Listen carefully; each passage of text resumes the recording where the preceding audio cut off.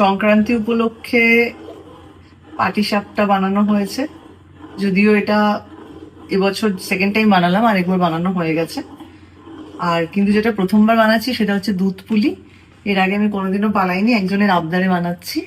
এই যে এখানে গুড় দিয়ে, একটা খুব ভালো গুড় পেয়েছি, গুড় দিয়ে দুধ জাল দেওয়া হচ্ছে, এটা আরো ঘন হবে।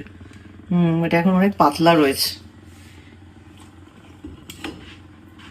পুলি গড়েছি আমি, খুব ভালো যে পুলি গড়তে পারি আমি তা নয়, কিন্তু কোনো রকম একটু ট্রাই করেছি।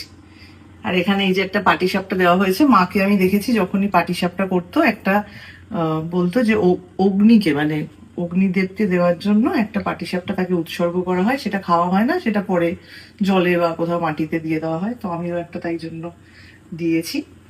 দেখি দুধ পুলিটা কেমন হয়, খেয়ে জানিও কেমন হলো।